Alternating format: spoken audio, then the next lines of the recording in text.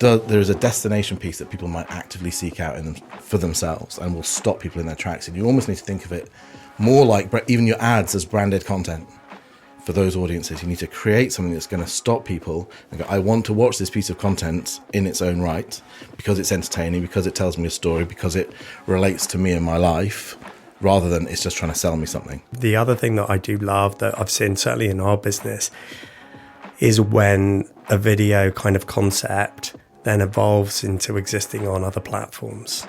And I think because, then like we see a lot of lift again in value of campaigns. If you're able to distribute that across multiple platforms, it really hits on the kind of the memory muscle of the consumer.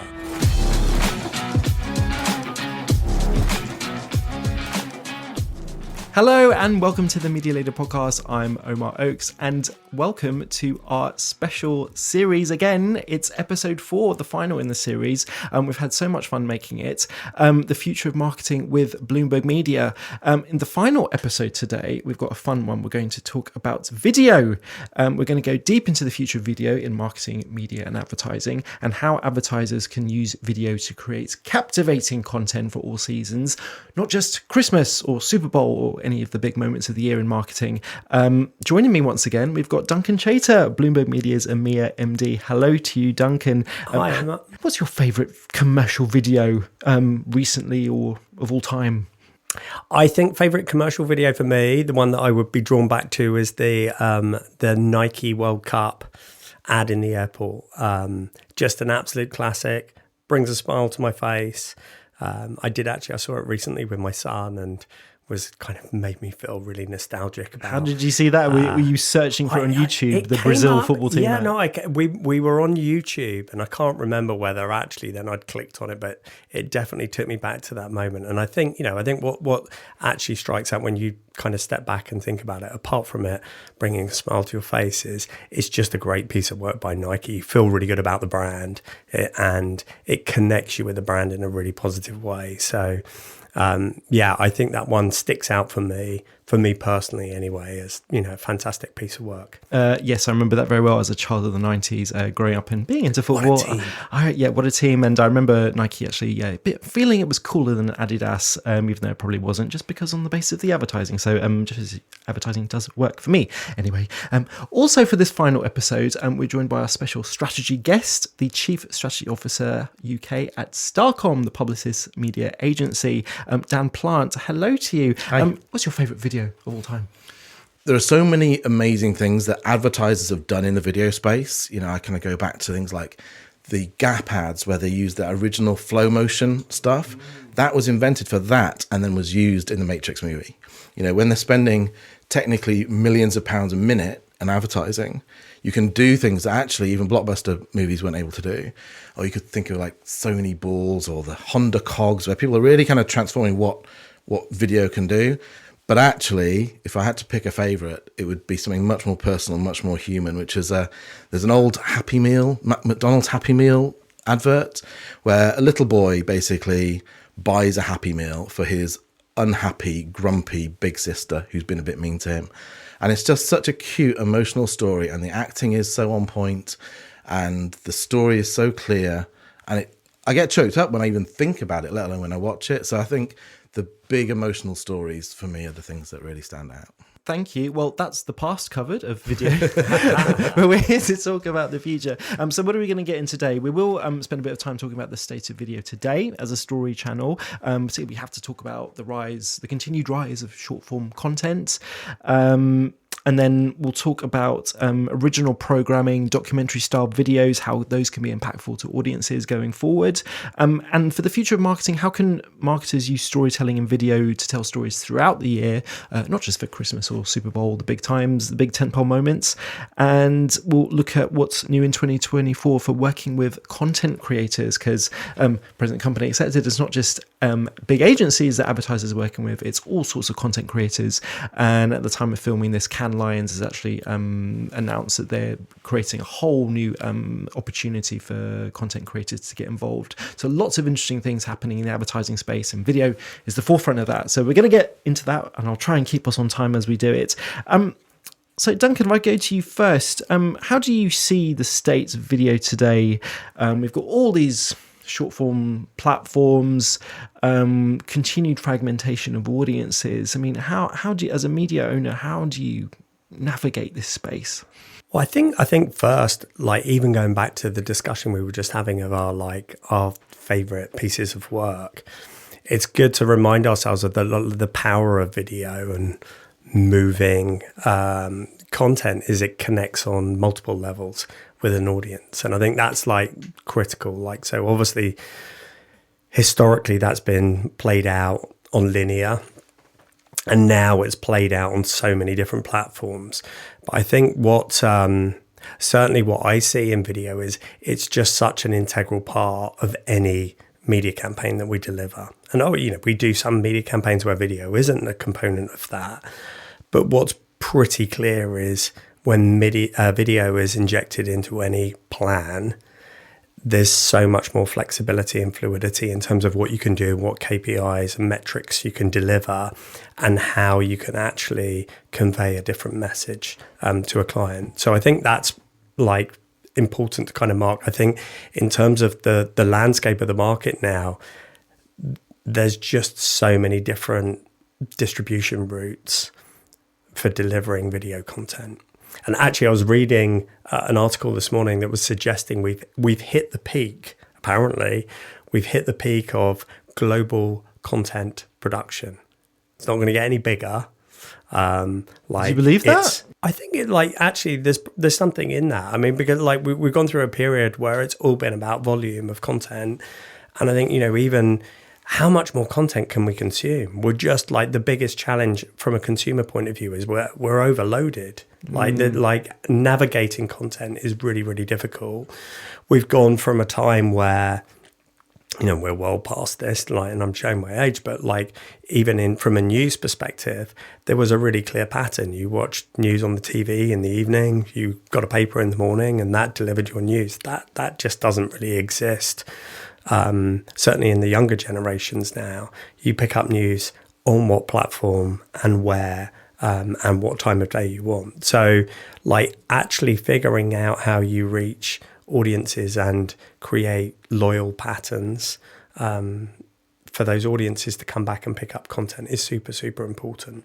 Yeah, I mean, the loyalty point is a good point because if you've got less time to reach audiences because you need to cut through with shorter formats, then how do you build that? It makes, if it's all about quick messages, then it makes content more transactional, I suppose. It does, but it has to then do a job that's unique and add value to the user. So a product editorial product actually that we've launched recently at Bloomberg is a 1 to 2 minute short once a week that basically just tackles something that's very topical that's happened, and we break it down and really explain what's happened and why, really to unpick all of the facts. Mm-hmm. And I love it. Personally, I love it because I think I'm really, really busy myself. I haven't got time.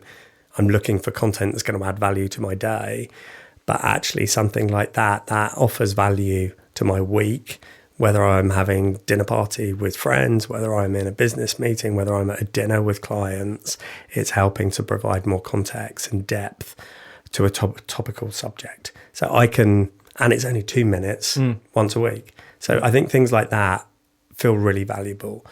But building that rhythm with the audience and getting them to come back and engage, super important. Dan, that's how a media owner thinks about it. For brands, I suppose the storytelling landscape, it must be harder. It must be harder with fragmented audiences, less attention span, all the things we know about. Absolutely, it is, and I think it's really important to kind of get back to why stories are important at all. I think without going into kind of long evolutionary science, it's a fundamental thing that makes us human. It's like an evolutionary trait. There's our ability to tell a story enabled us to predict when you're walking through the woods and there's a badger track that goes that way, not that way. So there's probably not a bear that way. Okay, our ability to tell stories allowed us to predict the future. It allowed us to define our own identities. It allows us to understand what we want out of life. What our motivations are. Storytelling is intrinsically human, And if brands can't tell a story about who they are and where they fit into your life, then consumers can't make you part of their own story, right? And so it's vital that we have that opportunity. And you're absolutely right. I think no one comes to a media platform for advertising. So to get our stories into people's lives has always been a bit tricky. And the traditional models of interruption models, we're going to give you a nice piece of non-commercial content that delivers value to you, and the advertiser will interrupt it from time to time to deliver their story. And that value exchange was kind of well understood, and people didn't have much choice because the nature of the media was you had to watch the ads if you wanted to watch the rest of the stuff.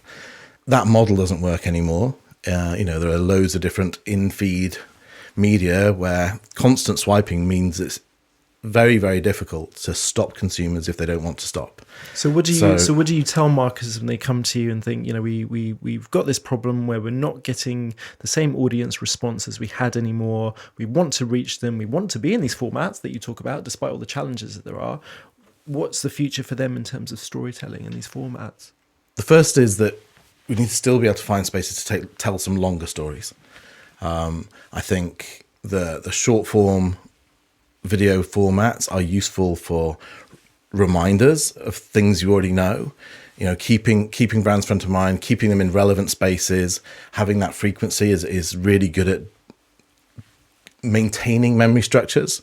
They're not very good at creating the memory structure. And so I do say, you're still going to need to find places where you can have a longer conversation with people. The 30-second ad is 30 seconds long for a reason, because it's pretty much the perfect amount of time to set up a premise, have a tension, have a point of view, and a resolution. Like a story should have. 2 seconds you can't do all those things. So first thing I say is make sure there's lots of different types of video on your plan. Make sure that the 30 seconds are there. Make sure you can find a way to engage that audience. Some audiences, you're going to have to make the content such that people actively do seek it out. I said no one comes to media channels for advertising. Sometimes you have to find ways of actually getting them to do it, because they're not, the youngest audiences are simply not being exposed to longer form advertising at all. So how do you get them to come to you? There's a Gillette Venus example I picked up on a couple of days ago. I think it's actually from the States, which is a song all about looking after your pubic hair, right? And it's done by a rap artist, and I forget the name of it now, which is annoying me.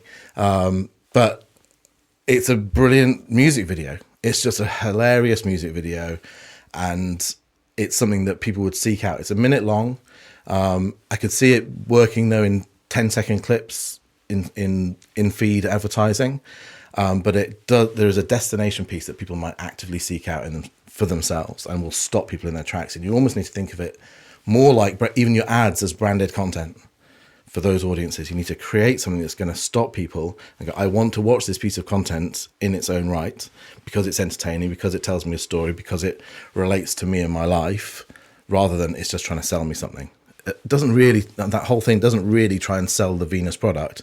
It just says looking after your pubes is a good thing. It's honestly, it's very random, but it's one of the best examples I could find recently of work that looks like a TV ad, but you would never run it on TV.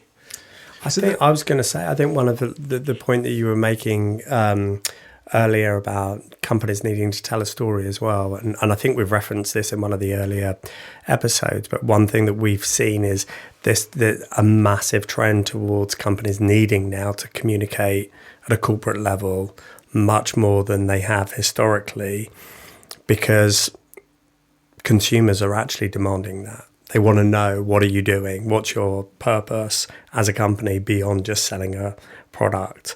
How is the company set up?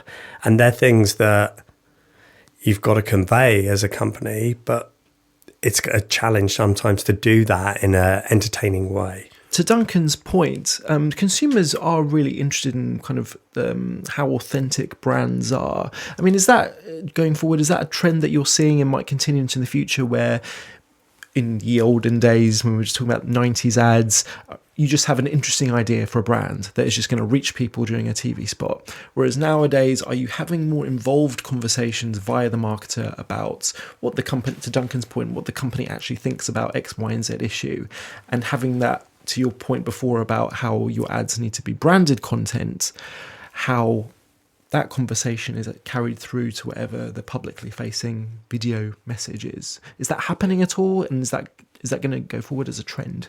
It is absolutely happening. I think that the channels that are more and more available to advertisers are good at selling kind of product benefits, but they tend, if you go through YouTube Shorts or TikTok or all those kind of places, a lot of the adverts are made by the influencers. So the brands are kind of getting influencers can you tell our product story for us? And actually influencers are good at doing that. They're good at understanding their audiences and going, this product feature would be great for you. This is why I love it. This is why you'll love it. What they're not very good at doing, though, is delivering a brand voice. Saying they can't represent the brand because they are not the brand. So the brand needs to find its own way of telling its story. And so consumers want to hear both. So they'll stop for a novelty, interesting product feature. But at the same time, they need to understand, okay, this has come from this brand. This brand consistently has a point of view on these areas that are relevant to my life. So I know that its overall philosophy means I should pay attention to this product and maybe check out what else they have. So, the distinction between the brand voice and the product benefits needs to be quite clear in how you use the different video channels. Does that make sense? Yeah, absolutely. And organic as well, because I think it can be really obvious when you're just shoehorning, thinking, oh, we want to emphasize the work that we're doing in this area, but it doesn't feel natural, then it just doesn't work.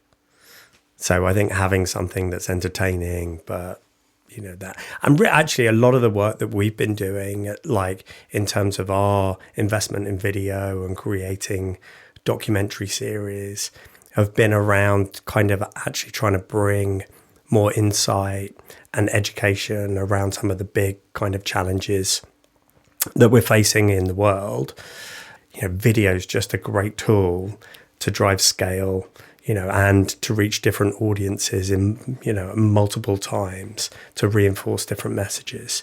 So it really helps us build really strong campaigns, that's great for a marketeer. And the when we think around the kind of future challenges of the media industry and of CMOs, the big challenge is for a lot of CMOs, they've got to drive brand and value in their brand, but they've got to deliver results at the same time. So, and that's the challenge of doing both of those things. But I do, like for us, video is just a major component and tool in helping us to deliver that for our customers. Yeah.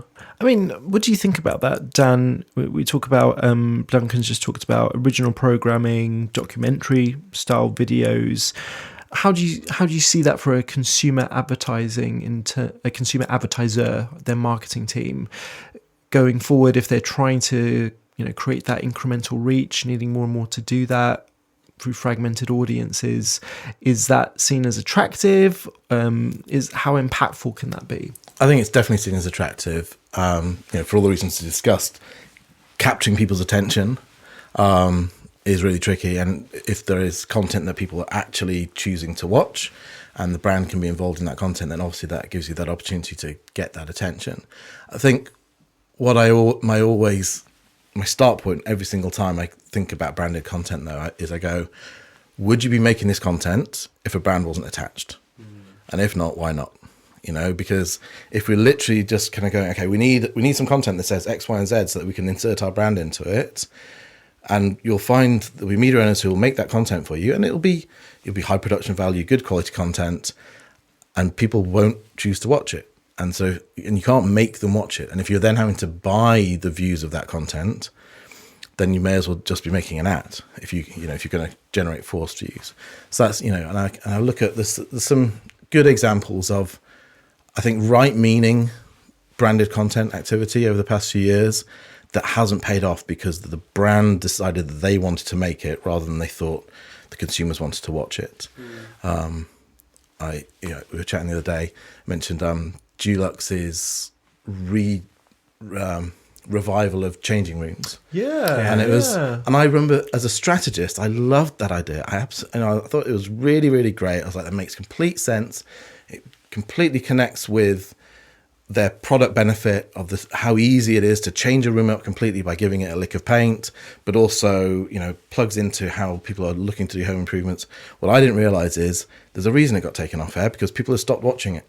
People have stopped watching it because the things have moved on to like Love It or Leave It and grand designs, and the kind of content that was actually generating the views in that space was bigger and more aspirational. And so it felt of the past, unfortunately. And so whilst it was absolutely right for Dulux, and I, as a strategist, I was like, big tick when I looked at the reviews of the show, unfortunately, it didn't quite nail it. And it's a shame, because I thought it was a really, really good idea. But you've got to start with, would you be bringing changing rooms back if Dulux weren't sponsoring it?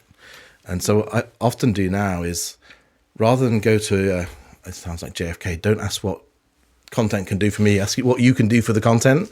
I go to media owners and I say, what would you love to be making but you can't afford to make right now? What would you love to be putting in front of your consumers that you can't because of budget constraints? And let's look at all the different clients we've got in our building, in Starcom, across Publicis, and work out how one of our brands could help you make that show better, rather than how can you make a show for us. And I think if you approach it with that mindset, you're much more likely to get something engaging and interesting that consumers are actually going to watch, because you guys know what your customers want. Media owners are the best people to deliver me insights about consumers, because day in, day out, they're having to make a new product every single day that those consumers are going to watch and engage with. So they really understand those people. So let's just start there and let the brands fit into that. I think a lot of it starts with, for a media company as well, you've got to have really strong principles around your editorial decision making, to the point that you're making, because when you're making decisions around the shows that you're doing, they've got to deliver audience, and they've got to deliver value for the audience. And then you can plug in the commercial partnerships and packages and build that on top of it. I think that's why actually I like the framework of the documentaries that we're doing. Is we're bringing in some talent. We've got Nikolai, Hannah Fry is another one that I think I've spoken before about, who's the British mathematician that does a future gaze.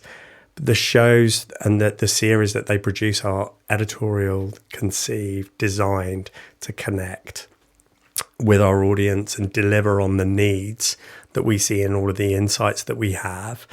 And then the advertising model is we're using the talent to work and shoot content that sits around the show.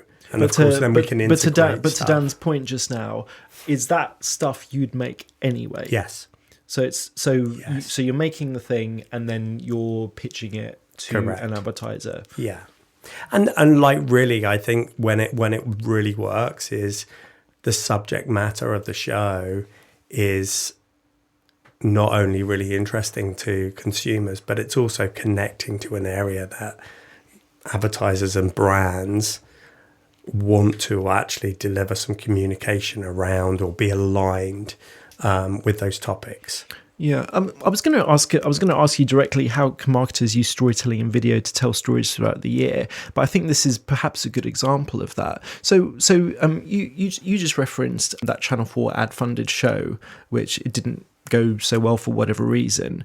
But in contrast, as a counterpoint to what Duncan just said, how about if you're a broadcaster or a B2B or a media owner like Bloomberg, where you actually say, well, we want to create this thing, but we're actually looking for a commercial partner to help us do it. Yeah. Should there be more of that? That's exactly what I really get excited about. This afternoon, we have a thing called media matchmaking back at the office. So that's literally my job this afternoon. And we sit down with a series of different media owners, and they tell us all the projects they want to make, and we tell them 10 different brands, kind of overarching strategic objectives in like a speed dating format, to exactly have that exchange of ideas, so that if we can spot one or two things out of essentially 100 different meetings in an afternoon, then that's a real success. And I think that's the way that you do it. You go, okay, this is something that should be made, and let's go and find exactly the right brand for it. And I think the work you see in the market that seems to do it best seems to have been that way around. So there was another example of a show I was going to. eBay is doing a lot of content driven marketing. And I think they're doing a really, really good job of it. They cleaned up at various awards last year with their Love Island work. But they also have a show that they made called Bangers Mad for Cars, which I only kind of picked up on doing a bit of research for this. And the reviews of that are not great, because that was clearly made for eBay, whereas Love Island is a show that is just part of the zeitgeist, and they made features within it that absolutely bang on for the show, and then went, and when worked with eBay saying how could vintage clothing be part of our storyline, and that real integration with something that ITV really wanted to make, or the Ring doorbell stuff on Saturday Night Takeaway, creating a feature, and they clearly went, this would just be a really great game to have in the show. We would make this anyway, whether or not Ring were on board. But, by going to Ring and building the brand in, actually almost makes it better, because everyone then gets it straight away of what it is you're trying to do. Yeah. So I think that's when it gets exciting, is when it's going to work for the consumers and it's going to add value to their lives and be a part of the story of their lives. That's when video can really make something interesting. I think the commercial partnerships also are critical, because it also adds an additional layer of scale to any partnership. So, in the examples that we've seen, it creates more activity and more opportunities to engage with audiences. That adds value both to the show itself and to the advertiser in terms of the alignment. So, I think that's one of the things that we see. The other thing that I do love that I've seen certainly in our business is when a video kind of concept then evolves into existing on other platforms. And I think because, then like we see a lot of lift again in value of campaigns. If you're able to distribute that across multiple platforms, it really hits on the kind of the memory muscle of the consumer, but gives you actually more flexibility again of landing that message in different ways at different lengths and depths. So I think some of those instances where we're able to do that, whether we're taking the concept of the show, putting it into an event, or taking the talent, bringing it to an event, if we're putting it in print, if we're doing a podcast, like the more kind of the more kind of extensions that we can build into that, really exciting. Obviously, it has to make sense overall for the ambition of the client, but I think that's another way then of taking something that has started off as a video concept and show, and then really kind of supercharging it into different areas. Yeah. Do you get many questions from marketers? I'm sure if you don't, you will going forward, about artificial intelligence opportunities plus concerns. We hear a lot about deep fakes. It's election year in the UK and the US, and we'll have a lot of deep fakes. But what are the questions, if any, you have about AI, and how do you see that? Yeah, I mean, obviously it's a topic that comes up pretty much in every conversation you have these days in some way or another. From our perspective at Bloomberg, like the big focus for us is around trust and quality content, and actually all of our video, really, we're at the very much the premium end. That's where we focus on because of our audience. And I think what AI will do is it will continue to evolve the industry and the way that we work. I think we're, definitely, like, all of the signs are there that there will be a transition, although I think it will be slower than some people are saying in the industry, moving from text-based search to video search becoming the main kind of driver of information. So I think that's coming. But yeah, there's also going to be a lot of misinformation in the market. In some ways, that brings consumers back to, well, where do I find trusted sources of information? Where do I go? And I think, like, it's I guess it's a broader concern, really, of where does everyone find the truth? And our challenge is, how do we make sure we are the source of truth? And and a lot of the kind of the media industry also has also a significant role to play. Yeah. Do you see that, Dan? AI, lots of concerns about how do you trust content going forward, and big, well-known incumbent media owners will probably benefit from that. Yeah, I hope they do. I'm a big believer the advertising industry needs to invest in the media ecosystem and make sure that the quality of content is there, so that it is trusted, so that we can, if you don't have trusted media platforms, then the brands advertising those don't benefit from that kind of implied trust. So I think we absolutely have to invest in those spaces. And I do worry that AI is going to do a number of things to people's perception of video content. You know, where Sora is at the moment is insane compared to where Will Smith eating spaghetti was a year ago. Do you know what I'm talking about? Sora. So Sora is the ChatGPT but for video. So it's OpenAI's video platform. You know, generative AI video a year ago. Do you remember the Will Smith eating spaghetti video? It's like stuff of nightmares. Now Sora is making stuff that you go, that looks real. Until you look really, really closely, that does look real. And I worry that it makes everything so fakeable, but also just devalues high production values. You know, one of the parts of the story that you're telling as an advertiser when you put a big advert on television that's, you know, let's say Gap making flow motion 20 odd years ago, you know, when they did that, they said, look how big and confident we are as a brand. It's the story behind the story. But if anybody can make that with a chat prompt, then suddenly the signaling capability of the medium is diminished, and I do worry about that. I think it's interesting that some big brands are saying we will not use AI in our ads, or we will not use AI for people. Dove came out recently in the last couple of days saying we will not use AI people to represent real people in our advertising. So you can trust us that if you see a person in an ad, it's a real person that was really there. And I think more brands might need to come out saying that a little bit, to say you can trust us that if we're showing you something, it's a real thing. Yeah, it comes back to the purpose point where consumers are going to be expecting a lot more from advertisers going forward in terms of what they commit to. It's going to be fascinating. And what about just finally working? We mentioned before about working with original content creators. And there are all sorts of different ways in which you can do that. So you can just, you know, hire a Mr. Beast or someone and, you know, promote our brand however you like on your own platform. Or you can use various production companies, marketing agencies who will white label. They've got an influencer network and you can work with them, but you keep the assets. Generally, do you have a strategy going forward in terms of general principles that marketers should work to going forward when they want to work with influencers, content creators? Well, so the first point I was making, which is that you can give them your products and they can endorse the benefits of your products, but don't give them your brand. Don't give them free rein with your brand. I think you need to have ownership of that, and you have ownership of your brand voice.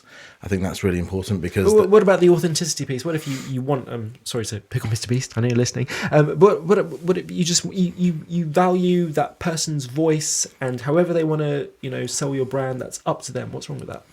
Because tomorrow they're selling a different brand, and the day after that they're selling a different brand. I don't know that they can be truly authentic about your brand. Only the brand can be authentic about what they stand for, what their purpose is. I think Mr. Beast can do a brilliant job of finding a product feature and bring it to life in a brilliant video that, you know, let's take Samsung's Circle to Search, you know, is the feature that we kind of celebrated our taking over the circle line recently and things like that. You could take a nice little product feature like that and go, okay, draw the biggest circle around the largest number of people and have a great big competition like that. And you can see how that's fun. It brings to life a product feature. It's authentic. It absolutely says Samsung understands this audience and they're willing to have some fun, but it's not allowing him to be the voice of Samsung. And I think that's a line that's important that we don't cross, that we allow Samsung to be its own voice and allow influencers to take those products and run with them and get excited about them and extol the virtues and evangelize about the products, but let the brands be the brand. What I think I like the most, though, about original content creators is when you integrate them with bigger media platforms as well. So some of the best work that we've done over the last few years was when we had a big sponsorship with Hollyoaks for Vinted. And so, yes, we took the broadcast sponsorship, But we also took a lot of product placement. We integrated buying vintage clothing into storylines, but then the talent themselves all have their own social media profiles. And so we got them doing stuff in their world, with, they're going to parties and stuff like that. The actual actors and actresses were going to parties and so on and talking about the vintage clothing they bought. And so it lives in a kind of a big branded, what's the word I'm looking for? High stature media brand, but then it also has the authenticity of real people talking about how the products live in their real world. And so if you can integrate that and have a multi-layered approach, so it's not just influencer activity over here and big brand activity over there, but it's all integrated into one seamless flow, I think that's when it works the best. So what do you say to that, Duncan, from the media owner side, when you've got a risk that an influencer selling one brand today, another brand tomorrow? How do you tell that story to a brand in terms of making sure that video that they're doing with you is going to resonate and not be seen as something transactional? Yeah, I think. Well, look, I think I guess the point to make, probably from a media owner's perspective, is we've been doing this for years and working with multiple advertisers and proving the value of all of the work and the investments that our advertisers are making. So, our job is, how do we create great content that delivers unique value to our audiences? And then how do we create the best advertising products and solutions that deliver value to the brands? I think, the joy in working in media, and certainly in somewhere like Bloomberg, is we've got 9 different platforms, multiple brands to play with.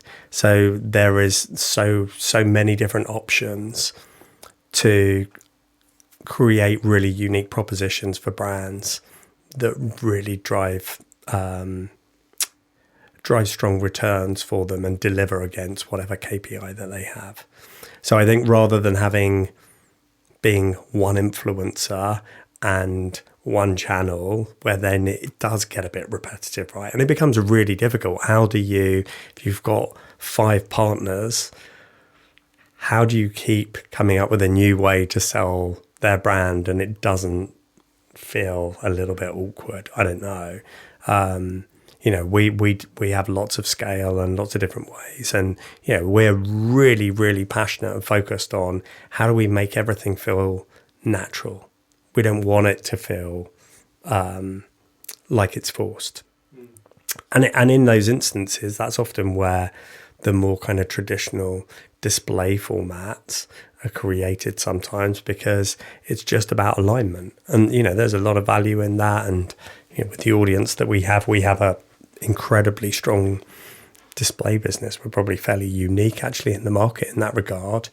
But our display business across whether it's linear, digital, print, is still pretty strong. But I think the excitement for me is in exactly the stuff you've just been talking about, Dan, is like, how do we create something that's innovative, exciting, that lives on multiple platforms, where we can drive value, where we can actually use all of the assets and technology to really drive value, and not drive value in clicks and like, we did 13 or 15 or 100 million impressions. Like, what's that campaign actually delivering for the brand, and how's that being articulated in the boardroom? I wasn't going to talk about measurement, but since you've poked the bear, Duncan, final thought from you, Dan, on this.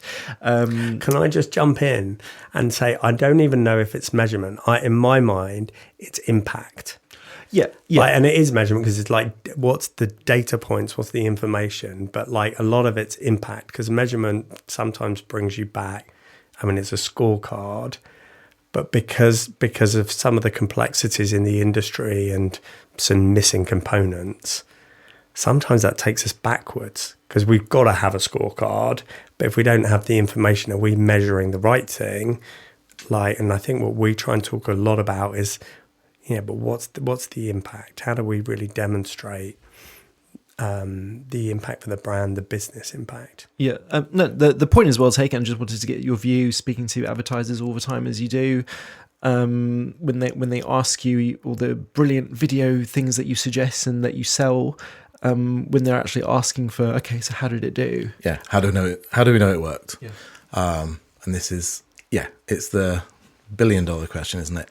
I think the first thing is being willing to accept the fact that a lot of what we're talking about works long-term, not short-term, and being able to identify the connection between the immediate impact, because you're absolutely right, have people watched it, have people understood it, have people remembered it, is the thing that's the thing you can measure today.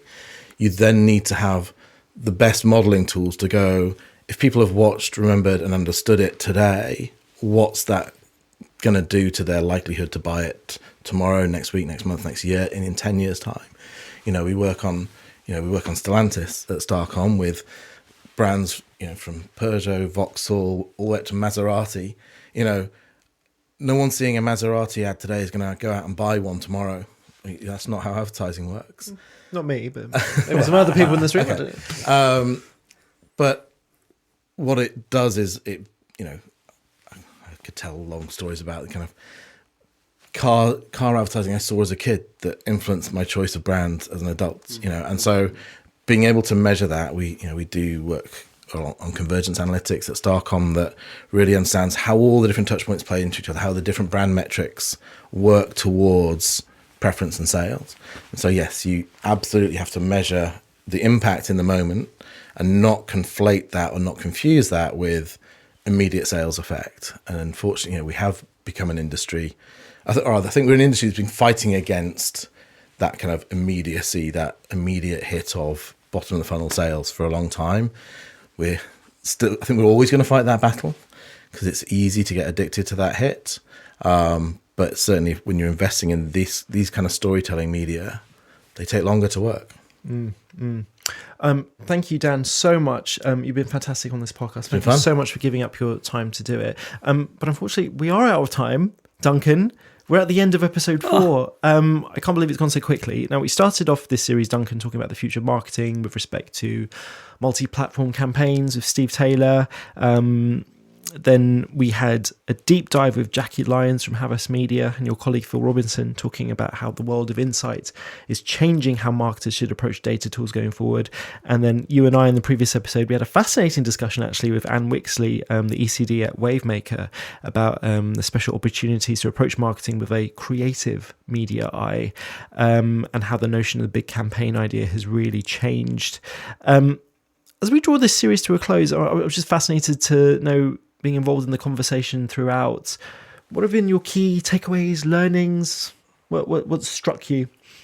I think the thing that has struck me actually, and we don't often think about it, is just like the pace that the industry is moving at, and how much everything is changing and evolving, and really then actually coming back to some of the kind of the fundamentals of marketing and media, or to like within the context of the new world that we live in, to make sure that we're maximizing talent, tools, products, platforms, to do the best job for our clients in much the way that we've just been talking, Dan. So I think there's been some really, really, interesting snapshots that have come out, and I think it's been a really useful process even for me of just reminding me again and making the power of like actual multiple platforms, the power of video, how insight, there's so much insight, but actually really using the right insight to drive